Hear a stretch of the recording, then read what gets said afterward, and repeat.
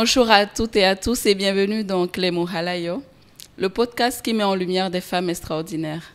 Aujourd'hui, nous allons découvrir Christelle Pokanam, qui est une juriste de formation, formatrice en communication, en prise de parole en public, en développement personnel et en leadership féminin.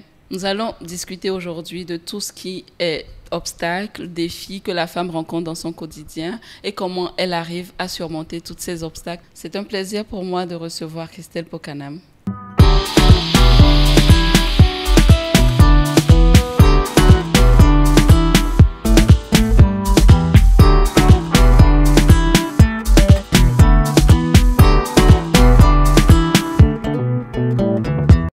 Bonjour Christelle. Bonjour Salim. C'est un plaisir de t'avoir dans notre podcast Clémo Halayo. Un plaisir partagé. Comment tu vas? Je vais très bien chez toi. Ça va, super. Super aussi. Alors, dis-nous, qui est Christelle? Alors, Christelle est juriste de formation. Je suis consultante en communication et en entrepreneuriat, coach formatrice en prise de parole en public et maîtresse de cérémonie. Ok. Et tu es également dans le leadership féminin. Exactement. Tu peux déjà nous dire un peu ce que c'est que le leadership féminin? Très bien. Déjà, la question du leadership féminin, il fait peur à beaucoup de femmes. Mhm. Mais il est important déjà de comprendre c'est quoi le leadership en lui-même.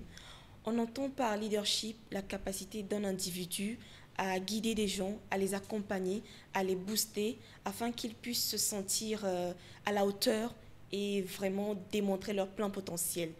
Je pense qu'on ajoute féminin parce qu'on a envie que les femmes puissent ressentir cela, que les femmes puissent se laisser guider, se voir être en train de guider des gens, se voir porter des responsabilités, se voir être à la hauteur et démontrer leurs compétences et leur potentialité.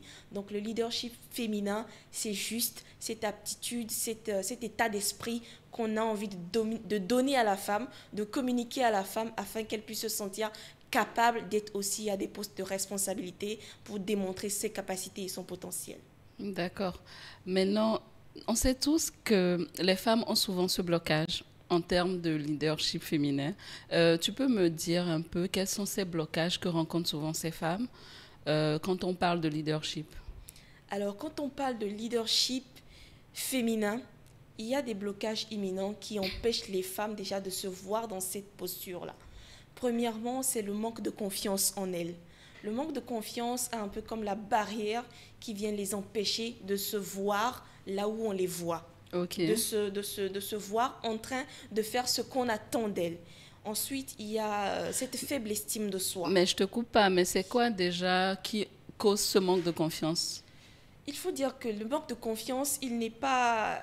Il a des, je dirais, des sources plus profondes. Des sources profondes. Pour que quelqu'un manque de confiance en lui, c'est forcément parce que cette personne a subi ou vécu des situations qui l'ont amené à finalement douter de sa personne, douter de son potentiel, douter de ses capacités. Donc, je pense qu'on y reviendra dans d'autres questions, mais c'est pour dire que le manque de confiance ne naît pas juste comme ça, mais il a des sources qui sont vraiment plus ancrées et c'est ce qui impacte aujourd'hui la femme. Le deuxième blocage que j'aimerais citer, c'est cette faible estime de soi. Cette incapacité chez la femme de s'apprécier, donc de s'auto-apprécier, de s'auto-qualifier, d'aimer qui elle est et d'aimer ce qu'elle fait. Et le troisième élément qui est le blocage, selon moi, c'est le manque de compétences. Quand on parle de leadership féminin, ce n'est pas tout simplement l'action de voir les femmes devant, mais c'est de voir des femmes compétentes devant. Donc, on refuse parce qu'on se demande, mais est-ce qu'elle a la compétence? Le blocage, c'est ça. Mais qui refuse? C'est nous ou c'est notre entourage? Ces femmes-là. Okay. Ou plutôt, on juge qu'elles n'ont pas la compétence. Oui. Voilà pourquoi on ne leur donne pas cette chance-là. Et donc, à la fin même de se poser la question, comment est-ce que je dois acquérir les compétences qui vont me permettre d'être facilement recommandée ou recommandable à des postes de responsabilité où on va sentir mon leadership? Donc, grosso modo, ce sont ces trois éléments. Le manque de confiance en soi, la faible estime de soi et aussi, un déficit au niveau de leurs compétences. D'accord. Assez intéressant. Je pense que c'est bien de signifier ces trois points. Mais maintenant, quand tu parles de manque de confiance en soi, du manque de l'estime de soi, je pense que c'est encore plus profond que ça. Et ça, c'est depuis peut-être tout petit ou depuis notre enfance. Mais est-ce que tu penses que c'est plus présent chez la femme que chez l'homme, par exemple? Je dirais que c'est plus présent chez la femme. Il ne faut pas minimiser le fait aussi que tout homme ayant vécu des situations conflictuelles ou difficiles à digérer dans son esprit peut impacter son manque de confiance. Mais chez la femme, ça a des impacts imminents et ça, c'est flagrant en fait. Aujourd'hui, l'éducation compte pour beaucoup dans la confiance en soi, dans les bases, dans les fondamentaux de la confiance en soi chez un individu. Quand dans votre éducation, vous avez pendant longtemps été rabaissé, vous n'avez pas été vanté lorsque vous remportez certaines petites victoires, vous n'avez pas été complimenté, vous finissez par avoir une appréciation de vous qui dépend des autres et donc qui est biaisée. Et dans ce contexte, obligatoirement, l'individu va grandir avec des doutes par rapport à sa personne, par rapport à ses qualités, et donc va continuellement prôner ses défauts et se dire, bon, voilà, je vais ressasser tout le négatif qui m'a été envoyé au point de ne plus y voir du positif. C'est ce qui entraîne finalement le manque de confiance et ça ne vient pas que du monde familial ou de l'éducation de la maison, ça vient du monde professionnel, ça vient de la vie sociale, exactement, dans tous les domaines où vous allez rencontrer des personnes qui ne vont pas cesser de ressasser ce qui est négatif chez vous, impactera forcément votre confiance en vous. Donc du coup, c'est un travail déjà à faire sur soi. Exactement. Je pense. Et maintenant, peut-être essayer de consulter des professionnels qui pourront nous aider. Je ne sais pas, tu as eu des cas dans ton processus. Tu as rencontré des femmes. Tu peux me donner un exemple particulier, un exemple qui t'a particulièrement marqué? D'accord.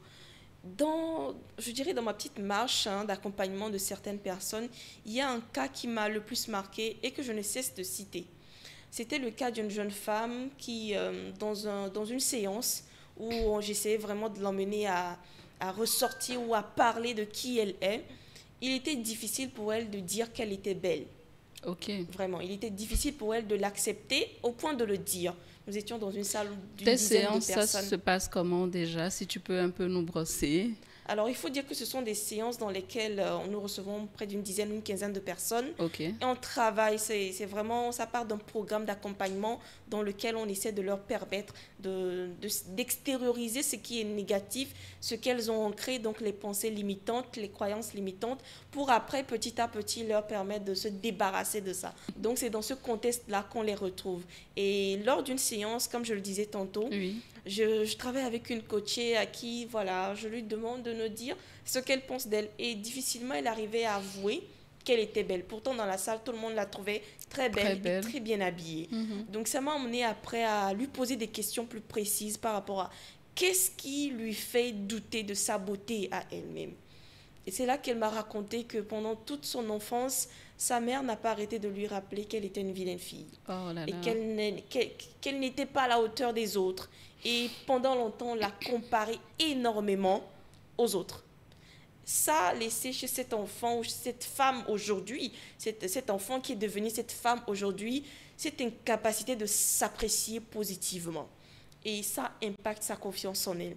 Peu importe où elle se trouve aujourd'hui, dans le monde professionnel, elle a des compétences qu'on veut mettre en avant, qu'on veut vanter, qu'on a envie de voir briller, mais elle est la personne qui dit haut et fort qu'elle n'est pas capable de. Vous voyez un peu? Donc le manque de confiance, c'est vrai, comme je le disais, il a des sources plus profondes, mais quand il veut impacter négativement, il fait des ravages. Mais par rapport à l'exemple que tu as donné, comment tu arrives à essayer de lui enlever ce manque de confiance en elle? C'est par rapport à tes programmes que tu fais, donc c'est sur une longue période. Comment ça s'est passé avec elle? On veut bien savoir. Alors, je dirais que c'était un cas particulier. Et ce qui est intéressant là-bas, c'est que je fais l'effort de la mettre à l'aise.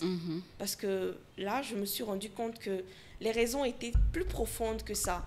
Ça ne se limitait pas qu'à juste dire, bon, je vais travailler sur moi, ça va aller. Non, ça n'ira pas. Parce que les raisons sont plus profondes. Donc, dans ce cas d'espèce, il faut mettre en confiance la personne.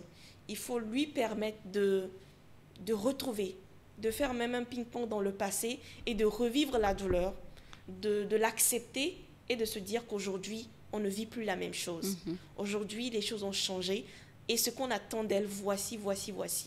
Donc, il faut prendre le temps pour lui faire un petit schéma de qui elle était avant, de qui elle est aujourd'hui et de qui elle doit être demain. Donc, il faut, je dirais d'une certaine manière, caricaturer, dessiner la meilleure version d'elle qu'elle doit être, au point où elle se rende compte elle-même qu'elle perd beaucoup, elle laisse passer énormément d'opportunités juste parce qu'elle ressasse continuellement le passé ou qu'elle incarne ce passé-là dans son personnage, dans sa personnalité, et cela ne lui permet pas de démontrer son plein potentiel. Et c'est avec, je dirais, des stratégies plus fines qu'on aborde individuellement que finalement la personne commence par oser ce qu'elle faisait, oser faire ce qu'elle ne faisait pas avant, oser des responsabilités qu'elle refusait catégoriquement avant pour qu'elle se sente aujourd'hui totalement à la hauteur. Et dans le cas précis, aujourd'hui, elle est porteuse d'un grand projet sur le climat. Ok. Et voilà. Donc, tu reçois différentes personnalités, différentes dames, par exemple. Exactement. Dans quel domaine? Tous les domaines? Dans tous les domaines. Il n'y a pas de domaine spécifique parce que quand on parle de manque de confiance, ça ne touche pas le domaine, ça touche la personne. La personne. Donc, ça peut être une jeune fille?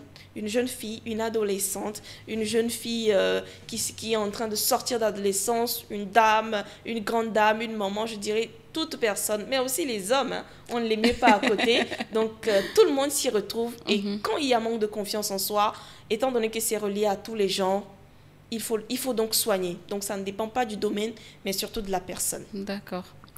Maintenant, comment est-ce qu'on peut détecter qu'on a un manque de confiance en soi? Pour peut-être la jeune fille, comme tu l'as dit, comment est-ce qu'elle peut savoir que non, elle a un manque de confiance en elle, par exemple? La première, je dirais, le premier élément, on va dire ça comme ça, qui permet de détecter qu'on a un manque de confiance en soi, s'appelle l'auto-sabotage. Ok. L'auto-sabotage, c'est la manière par laquelle on vend plus ses défauts que ses qualités. Ok. On se met en avant, mais on prône plus le négatif de soi que le positif. Je vous donne un exemple.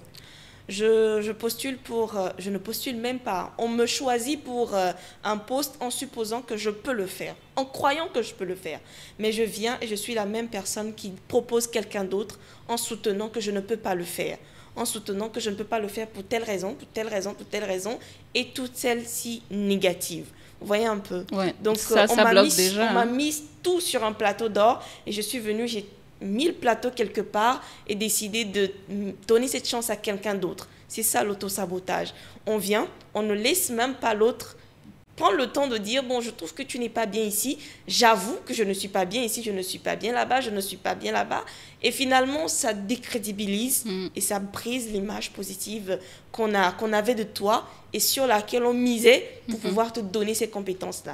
Depuis, le premier élément, c'est l'auto-sabotage. Je peux aussi peut-être dire que l'auto-sabotage, ça peut être nous-mêmes se dire que non, on ne peut pas y arriver. Exactement. Je ne peux pas y arriver, je ne suis pas parfaite, je ne suis pas à cet endroit, je ne suis pas la bonne personne, comme l'exemple de la fille où tu disais qu'elle n'arrivait pas à se dire qu'elle était belle. Exactement. Donc, il faudrait déjà arrêter de penser négativement, c'est ça? Oui. Donc, comme je disais, l'auto-sabotage, là, je l'ai peut-être mis dans le monde professionnel, mais personnellement, c'est comme tu l'as dit, hein, on n'arrête pas de se trouver pas à la hauteur. On n'arrête pas de ne penser que à ce qu'on n'a pas pu faire, à ce qu'on ne peut pas faire, à ce qu'on ne peut pas réussir. Et le deuxième élément, c'est la comparaison. On se compare beaucoup. On se compare beaucoup et inutilement. Okay. Et cette comparaison-là va vous emmener à ne faire qu'accentuer l'aspect négatif de ce que vous n'appréciez pas chez vous. Mais on peut se comparer avec une personne, par exemple, pas un mentor, par exemple. Bien on peut sûr, se dire que si non, c'est j'aimerais positif, être comme lui, j'aimerais être à son niveau. Ça peut être positif dans ce cas. Ça peut être positif, mais il faut faire très attention. Quand on souffre d'un manque de confiance en soi, à 80%, quand on commence par se comparer, difficilement c'est positif. Ok. Difficilement c'est positif.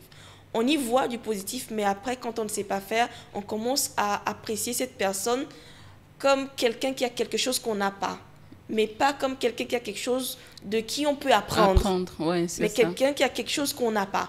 Et quand on commence par mûrir des réflexions dans ce sens, ça finit par nous enfoncer encore plus.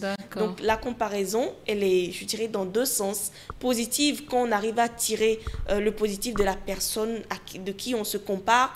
Et là, on se dit, bon, je veux faire comme telle personne. Comment elle a fait? Donc on cherche à connaître son parcours, on cherche à s'inspirer de, voilà, je dirais, de ses expériences. Mais ça devient négatif quand cette comparaison impacte et endommage encore plus notre manque de confiance parce qu'il nous emmène à nous dire, voilà, cette personne a quelque chose que je n'ai pas et je ne l'aurai jamais.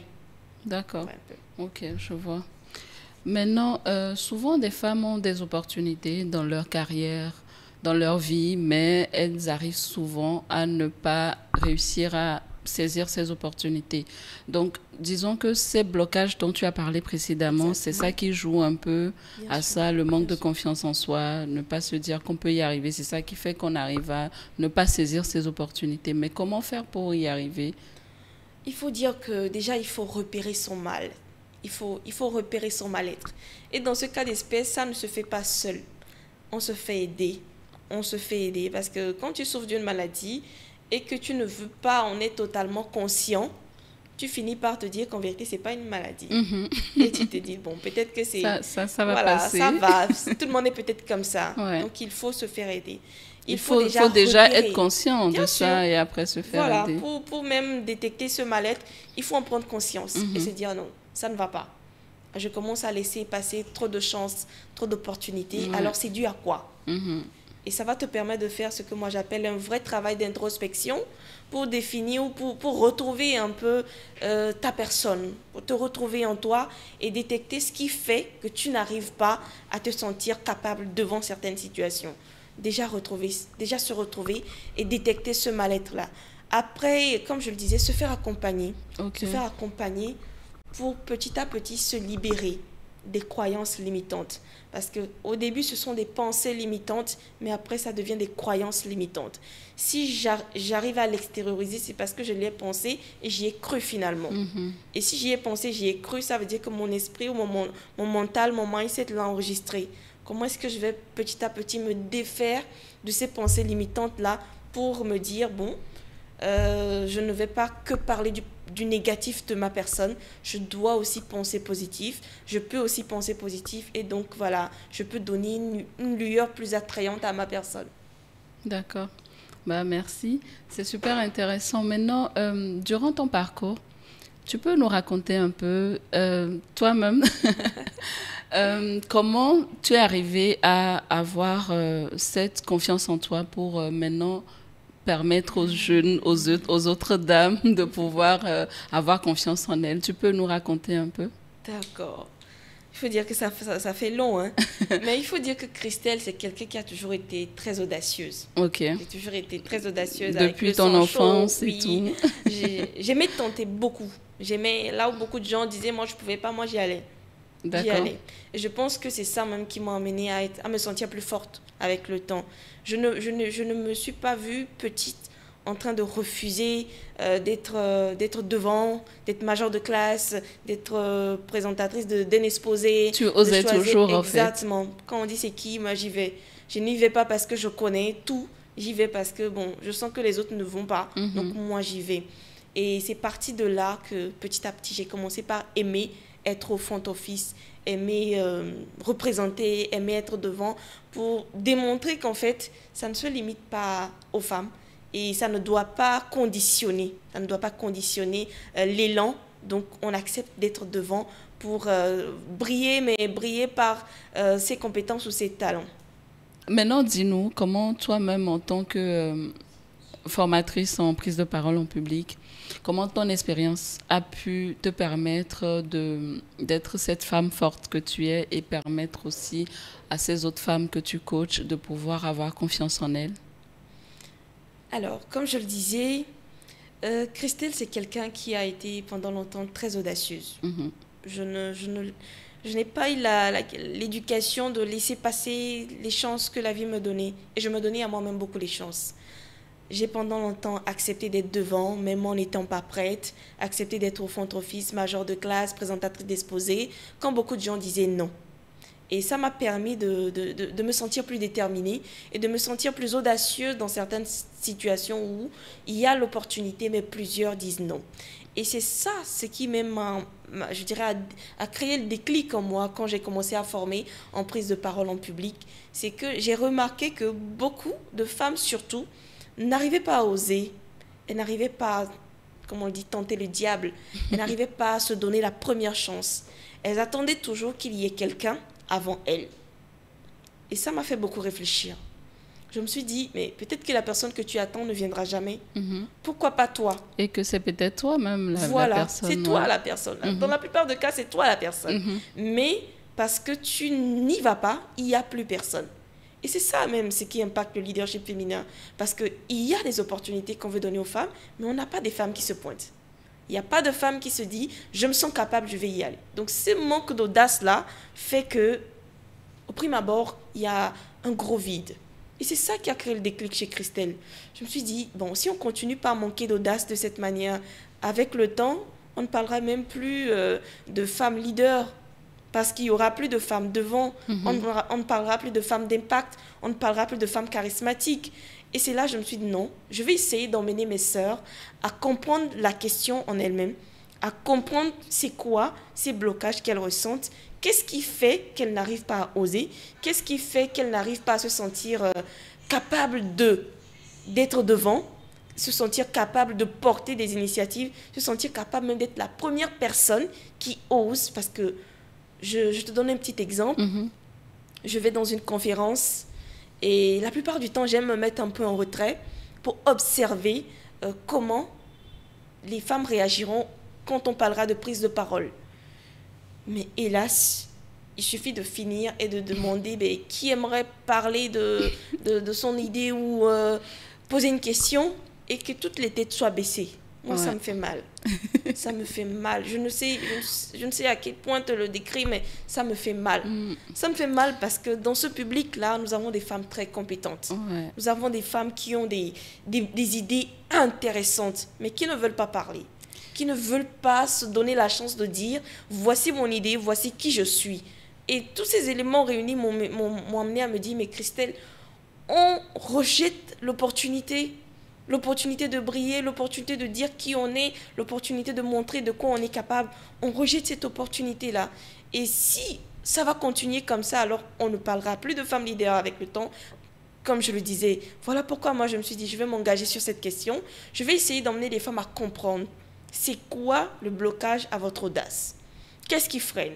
Et c'est là qu'on va en venir à ce qui manque, ce qui impacte leur manque de confiance, ce qui cause même leur manque de confiance, afin qu'elles puissent, avec le temps, s'intéresser à elles-mêmes, s'intéresser à leur capacité, à leur potentialité, à voir du positif en elles, pour qu'on puisse créer un monde où on aura des femmes qui ont de plus en plus confiance en elles. Donc la clé maîtresse, c'est l'audace. Avoir cette envie, cette hargne-là de se dire, je vais commencer même si je ne suis pas prête. Je vais commencer même si je pense que je ne maîtrise pas tout. Et c'est ça ce qu'il faut insuffler aux femmes. D'accord.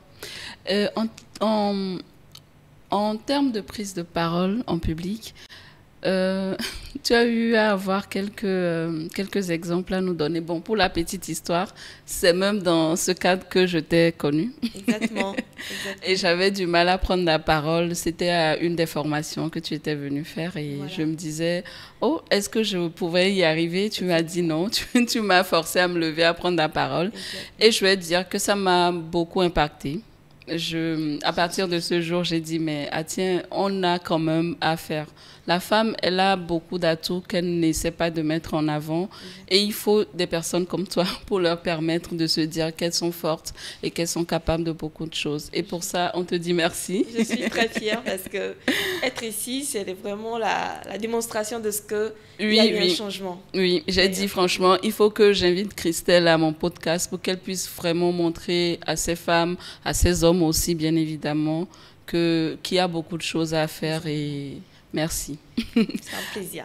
Maintenant, pour revenir à nous, je voulais dire, tu as eu à avoir des difficultés pour permettre à ces femmes d'avoir confiance en elles, de se sentir elles-mêmes. Tu peux nous en dire un peu plus? C'est super intéressant parce que au début, Je pensais que ça allait être facile. Je pensais que ça allait être facile de venir et de leur dire, mais ici ça va pas, ici ça va pas. Donc voilà, on peut y travailler, on va y travailler, ça va aller. C'est déjà accepté. Je pense que ça peut être ça. Nous, les femmes, on a souvent un peu du mal à se dire que non. Avant même qu'elles acceptent, Ouais. elles ne se voyaient pas dans ce que je disais. Ok. Elles ne se retrouvaient pas. En fait, c'est comme C'était elles un se peu trop. sentaient extérieures à la question. Elles ne se voyaient pas concernées par le sujet. Et quand on atteint ce niveau, j'appelle ça le déni de sa personnalité. Mhm. On s'est refusé d'accepter que c'est possible qu'on ait cette difficulté. Vous voyez un peu? Oui. Et ça, c'est le niveau où, pour les ramener à la raison, ça te demande un vrai travail de fond. Ok. Et c'était à cette étape que moi, je suis arrivée, où tu parles de quelque chose parce que toi, tu as compris, mais elles n'y comprennent rien et elles ne s'y intéressent pas. Donc, comment est-ce qu'il faut les intéresser jusqu'à ce qu'elles n'acceptent de se prêter au jeu? C'était ça le plus difficile. Les emmener à accepter qu'elles ont ces difficultés, mais à se persuader elles-mêmes que ce mal-être les ronge silencieusement. Donc, c'était ça la plus grande difficulté. Mais avec le temps, je pense que c'est la manière la plus douce qu'il faut employer. Ok. Il ne faut pas tout simplement venir et ne pas cesser de ressasser ou de juste mettre en lumière ce qui n'est pas bien, ce qui n'a pas marché, mais leur montrer en fait, si ça marche, à quoi ça peut ressembler. Si ça marche, qu'est-ce que ça peut donner. Leur faire miroiter cette meilleure version d'elle qu'elle n'anticipe pas, pour qu'elle se réveille en fait, pour qu'elle crée elle-même le déclic et se dise, bon, peut-être que ce qu'elle dit là, c'est ma situation. Et ça a pris beaucoup de temps. Je pense même que ça a pris 1 an de préparation pour qu'elle puisse s'imprégner de la notion. D'accord. Avant de se dire, bon, je vais petit à petit accepter et après en parler. Parce qu'il y a cette phase aussi, décider d'en parler.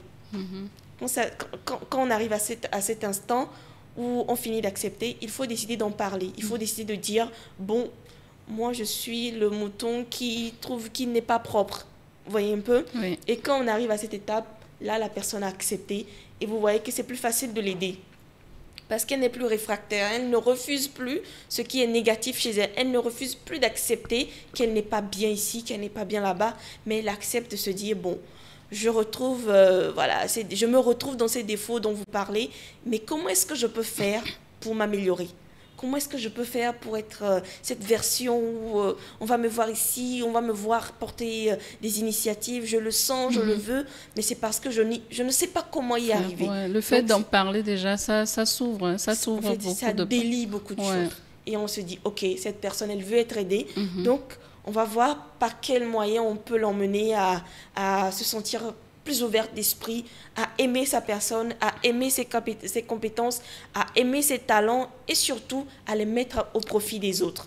Je dirais que c'est vraiment ce long travail-là, mais voilà, il faut beaucoup de patience parce qu'il ne faut pas brusquer, il ne faut pas brutaliser. Ce que tu as pris 10 ans pour encaisser ou pour garder en tête, en une semaine, je ne peux pas te faire bouger. Je vais prendre le temps de t'amener à accepter que ça ne peut plus être comme ça.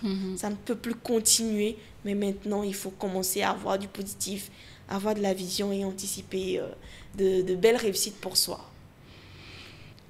Parlons du sujet de la sororité. Qu'est-ce que tu en penses déjà? Qu'est-ce que c'est que la sororité féminine? Alors, je pense que déjà, quand on parle de sororité, ça a déjà un caractère féminin. Ouais. Ce que c'est que la sororité, je dirais, en un mot, c'est la solidarité féminine. La sororité, c'est la solidarité féminine. C'est un état d'esprit, hein, selon moi, dans lequel les femmes acceptent d'être là pour elles, de s'entraider, de s'accompagner, d'être pour chacune un booster, une motivatrice et d'aider l'autre à être la meilleure version d'elle. Ouais. Voilà. Ok. Comme tu as accepté mon invitation, c'est que... Bon, c'est un exemple de sororité, oui, c'est ça. Un bel exemple parce que je me dis, bon, je vais contribuer à l'atteinte d'un objectif d'une sœur. Donc, je me dis, ok, je me mets à son service, mais pour l'aider aussi à sentir qu'elle fait quelque chose d'utile, qu'elle fait quelque chose de potable et donc ça, à la motiver à continuer. Donc, c'est un bel exemple de sororité. Ça, c'était déjà ce que ça veut dire. Maintenant, toi, tu en penses quoi? Je pense que si on faisait vraiment, vraiment preuve de sororité, on aurait déjà un monde rempli de femmes impactantes, de femmes leaders, mais à ne pas pouvoir compter. On en aurait énormément. La sororité, dans notre contexte, c'est vraiment cette aptitude qu'une femme va avoir et se dire, ben, j'ai un talent, j'ai une compétence dont ma consoeur a besoin, je vais le mettre au service de cette femme-là pour qu'elle aussi, elle devienne la meilleure version d'elle-même. Et vice-versa.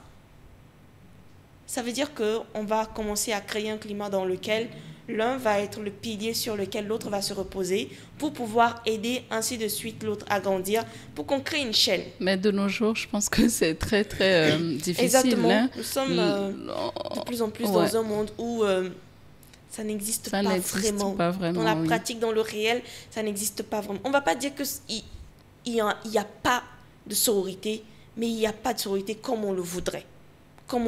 Parce que oui, notre exemple est un bel exemple de sororité, mais à une plus grande échelle, c'est ce que je pense qu'on aimerait avoir. Ça aurait été plus impactant. Vraiment. Que des femmes qui ont déjà des compétences, des aptitudes, se voient même, ou plutôt se créent cette responsabilité-là d'aider d'autres femmes à avoir aussi ces capacités, ces aptitudes-là, pour ne plus rester derrière, pour ne plus continuer par se cacher, pour ne plus tout simplement refuser de briller, alors qu'elles ont des talents et des compétences, et voir en elles une lumière pour d'autres. Ça veut dire que je vais t'aider à briller, parce que je suis sûre que en brillant, tu vas aider d'autres aussi à briller.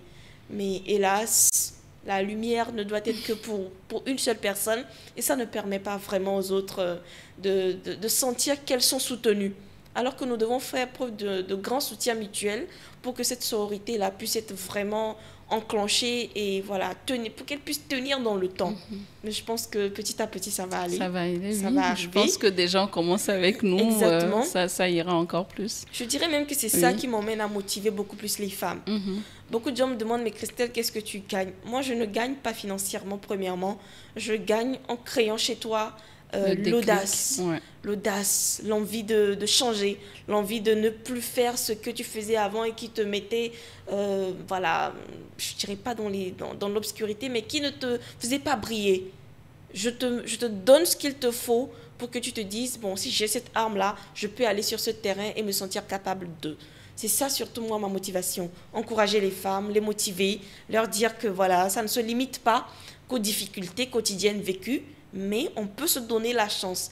Et quand tu commences à leur parler comme ça, elles voient en toi une personne qui les inspire. Oui. Elles voient en toi une personne qui peut les emmener à se sentir fortes où elles se sentaient faibles. Et c'est ce que moi je me suis vraiment donné comme mission, afin de délier les langues, de vraiment leur permettre de montrer qui elles sont, de montrer leurs défauts, de montrer aussi leurs qualités, de vanter plus leurs qualités en faisant fi même de leurs défauts à certains niveaux donnés.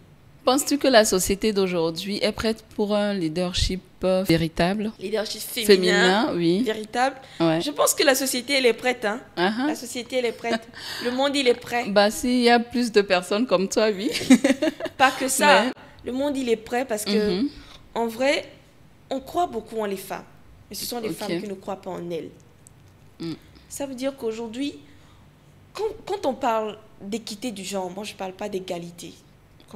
Quand on parle d'équité du genre, on a envie de... Il y a même dans certaines entreprises, dans certains contrées où on laisse obligatoirement un quota qu'on réserve aux femmes. Ça peut être même un quota en deçà de celui qu'on réserve pour les hommes. Mais vous allez voir même que ce quota n'est pas respecté. Parce que les femmes qui devraient être là-bas ne viennent pas. Oui, elles n'osent pas. Vous voyez un peu. Donc, le monde est prêt. Le monde a déjà réservé des places à ces femmes-là.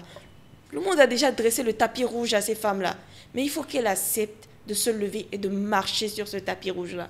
Il faut qu'elles acceptent de se lever, de se sentir fortes, capables pour venir s'asseoir dans ces sièges-là. Mais aussi, il faut qu'elles aient la compétence. Je dis et je redis que mettre la femme à un poste de responsabilité ou lui donner un leadership ne doit pas être basé sur du favoritisme ou simplement sur le fait que, comme c'est une femme et qu'on demande de donner aux femmes, alors donnons-lui. Non. Le socle de ce leadership doit être sa compétence. Si elle a la compétence, indéniablement, elle sera retenue. Et elle fera forcément l'unanimité. Bien sûr. Donc, je pense qu'avant tout même, on doit se baser sur la compétence, nos compétences, pour se sentir capable d'être où on nous attend. C'est ce qui fera que quand on ira, et que même on sera la seule femme parmi 10, 20, 30 hommes, cette femme-là sera respectée. Elle ne sera pas minimisée, elle ne sera pas négligée parce qu'elle est seule, elle sera respectée parce qu'elle sait qui elle est, elle sait ce qu'elle vaut, elle sait quelles sont ses aptitudes et ses compétences, donc elle brille par ça.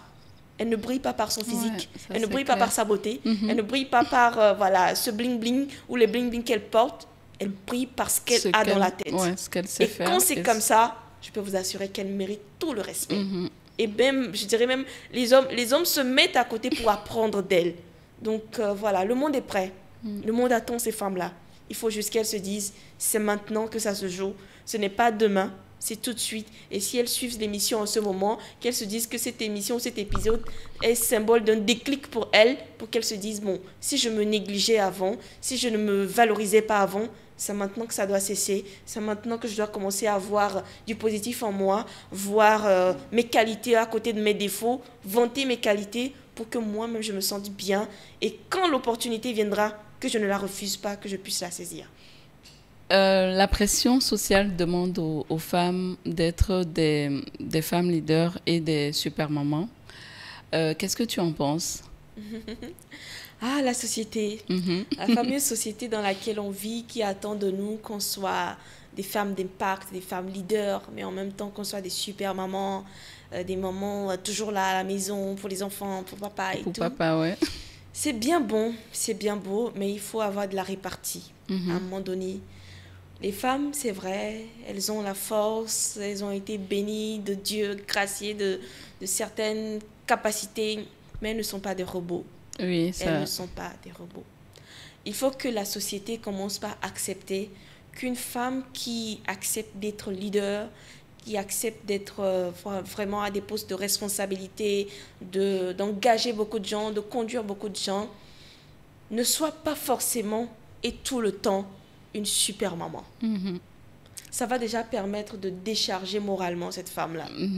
Ça, je vais dire peut-être que c'est bien quand le conjoint, par exemple, il comprend ça et il essaie de mettre la main à la pâte. Exactement. C'est pour ça, quand je parle de décharger moralement, ça va permettre aussi à cette femme d'arriver à emmener son homme à comprendre quels sont les enjeux liés au fait qu'elle soit une femme leader et d'impact et qu'elle soit en même temps une super maman. Et ce conjoint a l'obligation, pas l'obligation pour lui d'abord, et cette femme a vraiment comme mission pour elle-même de bien choisir son homme, de choisir cet homme qui va pouvoir l'accompagner dans sa mission. Parce que les femmes leaders, on ne le dit pas souvent, mais ce sont des missions qu'elles accomplissent. Ce sont de grandes et de vraies missions qu'elles accomplissent. Donc, elle doit pouvoir trouver cet homme qui va comprendre sa mission, comprendre ses responsabilités et aussi comprendre quand elle n'arrive pas à faire ce qu'il attend d'elle. Ça ne décharge pas ou pas, ça n'enlève pas à la femme l'obligation de certaines responsabilités familiales, mais ça va moins la charger émotionnellement pour se dire je n'arrive pas à être ici, je n'arrive pas à être... On ne peut pas être partout au même moment. Être une femme leader et d'impact, c'est déjà guider des gens, c'est déjà accompagner beaucoup, c'est déjà drainer beaucoup d'équipes et des projets et des responsabilités. Mais à la maison aussi, c'est faire de même. Donc on est femme leader partout. Et la société doit comprendre cela pour que véritablement les femmes soient encouragées. Beaucoup de femmes manquent d'encouragement. Elles manquent de motivation. On ne veut leur reconnaître leur capacité que lorsqu'elles réussissent. Oui, par les résultats. Vraiment.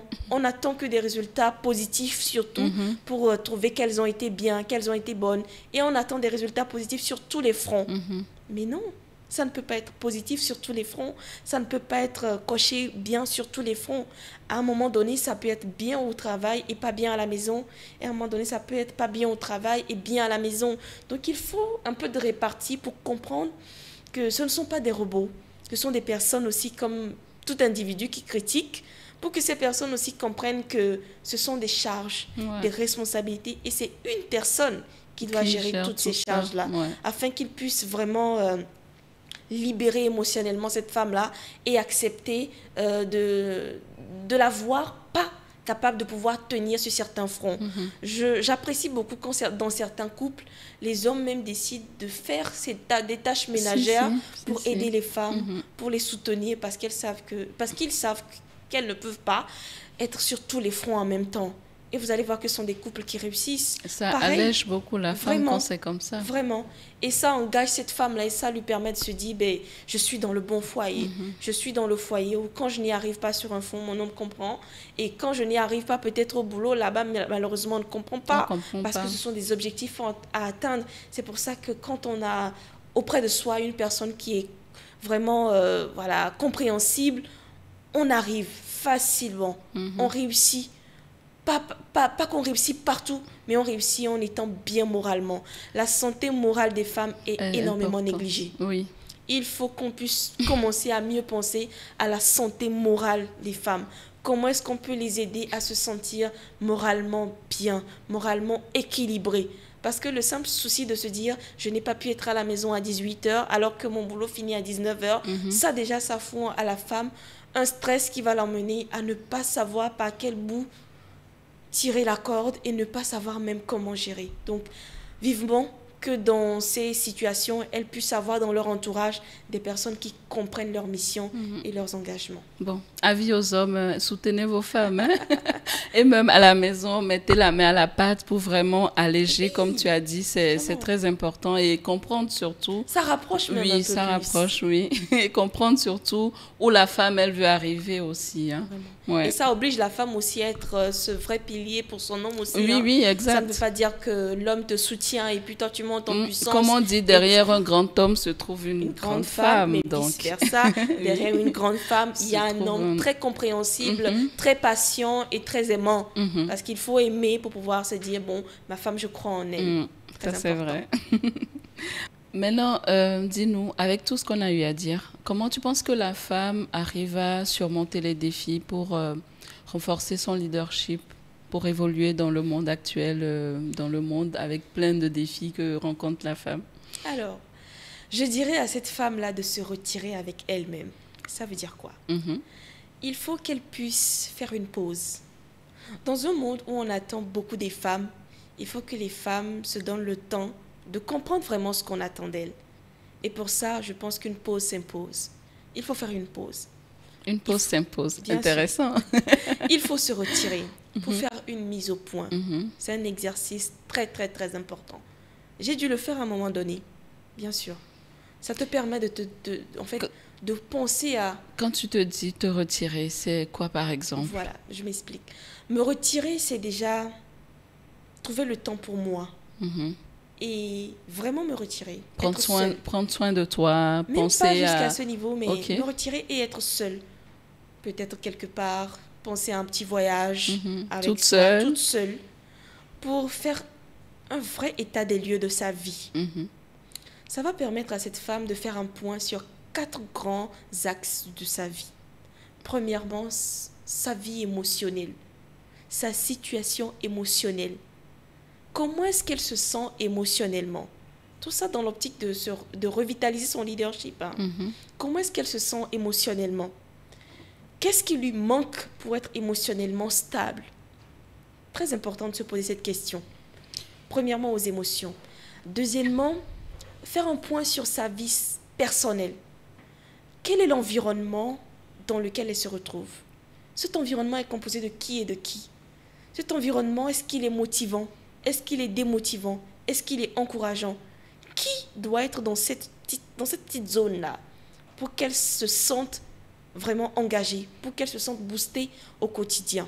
C'est pour ça qu'on dit souvent de s'entourer de bonnes personnes. Exactement, de bien s'entourer. Parce que toute personne leader, vraiment, elle a besoin d'être bien encadrée. Ouais. Sinon, il y aura toujours des gaps à certains niveaux. Donc, tu penses que les émotions aussi, ça joue? Vraiment.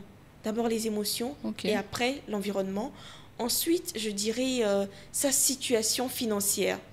Ça va m'emmener à lui parler de qu'est-ce qu'elle pense qu'elle peut vendre comme talent ou compétence pour se sentir bien, pour mériter son indépendance financière. Parce que l'indépendance financière joue pour beaucoup quand on pense leadership. Ça veut dire qu'on veut pouvoir s'offrir ce qu'on veut. On veut pouvoir se dire qu'on est sur un front et qu'on gagne bien sa vie. Ouais. Ça aussi, ça permet d'avoir une certaine quiétude mentale. Être indépendante. Exactement. Hein. Mm-hmm. Et ça va permettre à cette femme-là de faire un point sur ses compétences, sur ses capacités, sur ses talents même qu'elle sait qu'elle peut vendre et avoir une vie équilibrée financièrement. Et enfin, faire un point sur sa vie spirituelle. Ah oui. On en parle de moins en moins. Ok. Mais une femme leader, elle rencontre des défis au point où si elle n'a pas un vrai socle spirituellement, elle ne peut pas réussir. D'accord. Ça veut dire qu'on n'aspire pas au leadership quand on ne s'appuie pas sur une force spirituelle, quand on n'a pas Dieu avec soi. La vie spirituelle même, c'est elle qui doit soutenir tout le reste. C'est elle qui va te permettre d'être inspiré ou de te ressourcer, même quand tu n'as pas des gens auprès de toi pour le faire. Mais savoir à qui se référer quand on se sent seul, quand ça ne va pas, savoir que c'est un Dieu qui t'a donné cette mission que tu accomplis. Cette mission n'est pas tombée du ciel.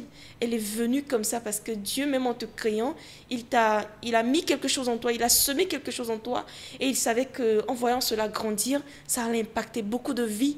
Mais si tu ne reviens pas à solidifier cette vie spirituelle-là, je pense qu'il y aura un problème.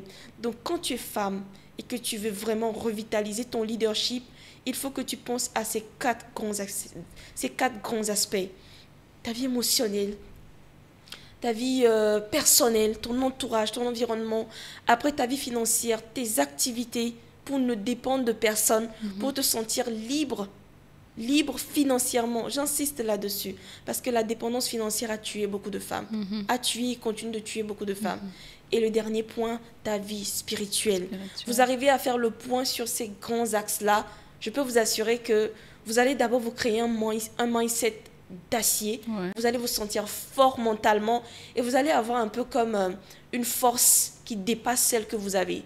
Vous allez vous sentir plus capable d'eux parce qu'il y a une force qui s'active en vous et qui vous dit même si tu penses que tu ne peux pas, moi je te dis que tu peux. Oui. Et vous allez continuellement vous sentir boosté pour atteindre vos objectifs. Et la personne ne pourra vraiment te piétiner ou faire autre chose. Personne ne pourra vous arrêter parce que vous savez ce que vous avez construit, vous savez d'où c'est parti et vous savez sur quoi vous vous appuyez. Merci. Comment réagirais-tu face à une femme qui se dirait qu'elle ne pourrait pas y arriver, qu'elle se sent vraiment incapable, qu'elle ne peut pas être cette personne que tu penses qu'elle est? Qu'est-ce que tu pourrais dire à cette femme? Je peux avouer aujourd'hui qu'au début, je ne l'acceptais pas. Au début, je trouvais que non, c'est peut-être parce qu'elle ne veut pas faire d'efforts. Je l'avoue. Mais mon expérience m'a démontré qu'en fait, ce n'est pas l'envie qui manque à ces femmes-là. Il y a l'envie. C'est l'audace. Mais maintenant, comment enclencher cette audace-là? C'est ce nœud qu'elle n'arrive pas à trouver et c'est ce verrou qu'elle n'arrive pas à déverrouiller. Comment moi je réagirais aujourd'hui? Je l'accueillerais dans mes bras avec beaucoup d'amour et de sourire. Ce dont elle manque beaucoup. Beaucoup d'amour, beaucoup de tendresse et beaucoup de compréhension. Beaucoup d'écoute même surtout. Ce manque d'écoute-là font qu'elle se renferme. Donc, je saurais l'accueillir avec beaucoup de tendresse et je lui tendrai mon oreille pour l'écouter.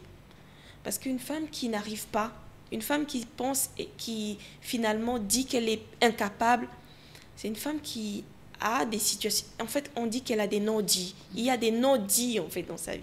Comment est-ce qu'on peut l'écouter? Comment est-ce qu'on peut l'emmener à extérioriser son mal-être intérieur pour qu'elle nous dise ce qui ne va pas, qu'est-ce qui a causé cela et comment est-ce qu'elle-même elle appréhende cette personne qu'elle est en ce moment. Et après, je vais prendre le soin de lui montrer quelle belle version d'elle elle peut être. Ouais. Et c'est ce positif aussi qu'elle ne voit pas. Comment est-ce qu'on peut leur montrer ce positif qu'elle n'anticipe pas, qu'elle n'imagine même pas du tout, en faisant, je dirais même avec beaucoup de patience, pour qu'elle ne se sente pas brusquée et qu'elle se dise, même si le chemin est long, je vais y arriver. C'est surtout ça. Aujourd'hui, je l'accueillerai vraiment avec beaucoup de bonheur, en lui disant, ce n'est pas la fin. Même si tu n'es pas bien maintenant, ce n'est pas la fin. Le simple fait même que tu aies compris que ça doit changer, c'est le début d'une nouvelle vie. Oui. C'est le début d'une nouvelle aventure. Donc, ne pas le voir comme une fin, le fait de ne pas se sentir capable, mais voir ça comme le début d'un aveu qui va entraîner la découverte d'une nouvelle personne, la découverte d'une nouvelle identité, et donc de briller, de s'aimer et de se valoriser par soi-même. C'est ce que je ferai aujourd'hui. Ok. Et quel conseil tu pourrais donner à la jeune fille, à la jeune dame, à celle qui voudrait être elle-même, être cette femme forte que tu dis? Quel conseil tu pourrais lui donner Avant même pour conclure? Merci. Avant même Oui, de parler de conseils, oui, tu as parlé de jeune fille. oui, jeune fille. Une cible que je pense qu'on ne met pas vraiment en avant aujourd'hui. Mhm, Les adolescentes ont besoin de repères. mhm, Elles ont besoin de repères pour se retrouver. Pour savoir qu'en fait, avoir 18 ans en ce moment, on n'aura pas 18 ans éternellement. On aura 20 ans, on aura 25 ans. Donc, commencer dès maintenant à découvrir c'est quoi sa vision, à être ambitieuse, à écrire des objectifs et à ne pas se limiter qu'à cet âge qui nous donne juste envie de nous laisser aller, tout simplement. Donc, il est important que cette cible-là soit prise vraiment en considération. Et dans mes projets à venir, je pense que c'est quelque chose sur lequel je vais vraiment miser pour emmener les jeunes adolescentes à comprendre que l'âge, mais il évolue. oui. Et donc, il faut prendre conscience très tôt. Et je pense qu'il faut aussi mettre l'accent sur le fait d'avoir un mentor parce que de nos jours, on n'a pas vraiment cette personne sur qui on peut s'identifier, sur qui on peut prendre exemple. Voilà. Et oui, comme tu le dis, c'est une cible vraiment à bien prendre en Bien compte. sûr.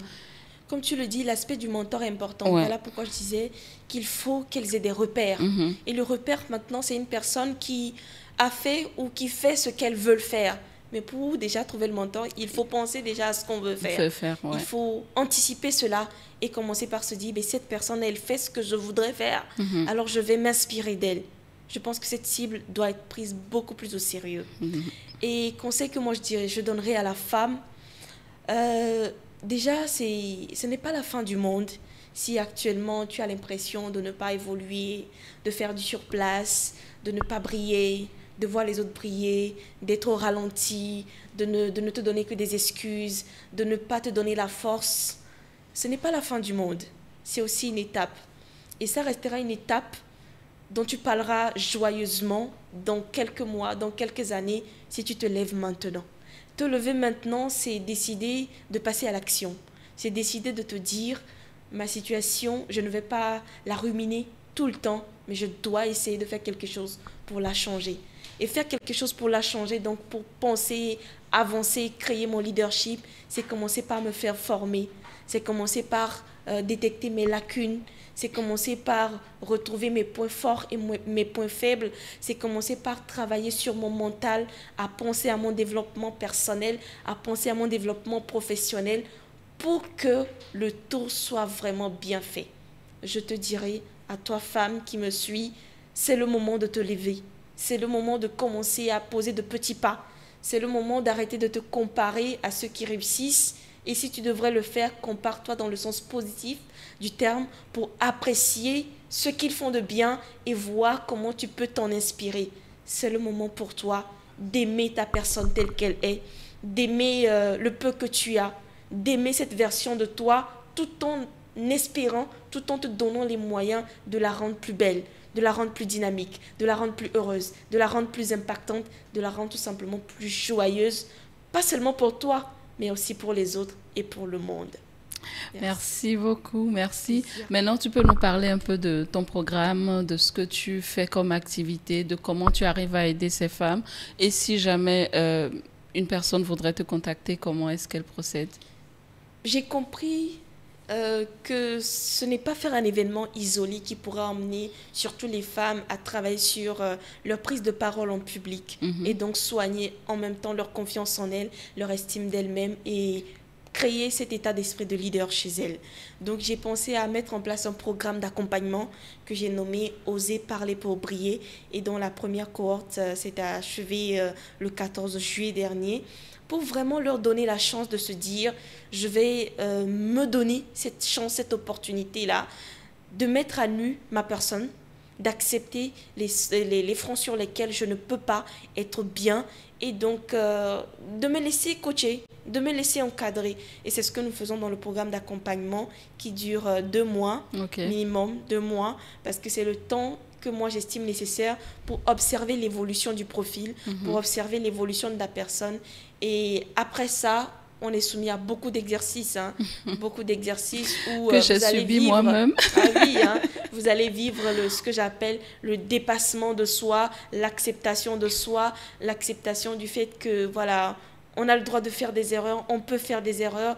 Comment est-ce qu'on peut finalement relativiser pour ne pas se sentir à chaque fois complexé face aux gens, mais vraiment beaucoup d'exercices qui vont vous permettre de vous-même créer cette version de vous et définir le chemin que vous voulez suivre sans pression, sans être poussé par quiconque, mais en laissant votre passion et votre volonté parler, afin que quand vous sortez de là, vous puissiez vous dire, là maintenant, j'ai une mission à accomplir, je sais où je vais, je sais pourquoi je le fais, et là ma motivation devient constante, elle n'est pas temporaire et elle ne répond pas qu'à un seul objectif, mais elle va me permettre de démontrer au monde que je suis un talent parmi tant d'autres.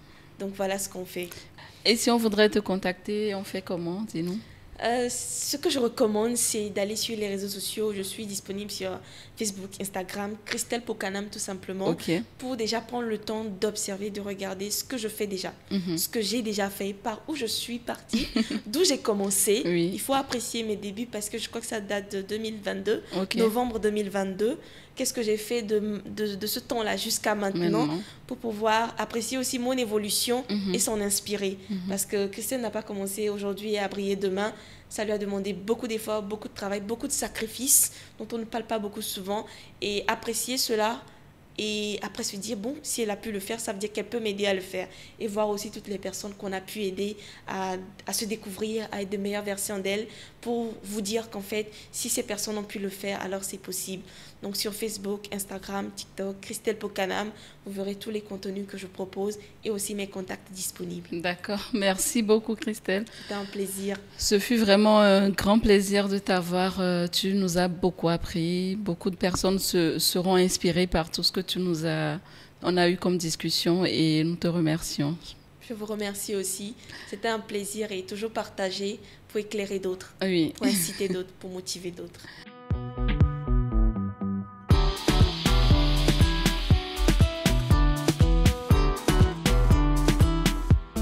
Merci à Christelle. À la prochaine.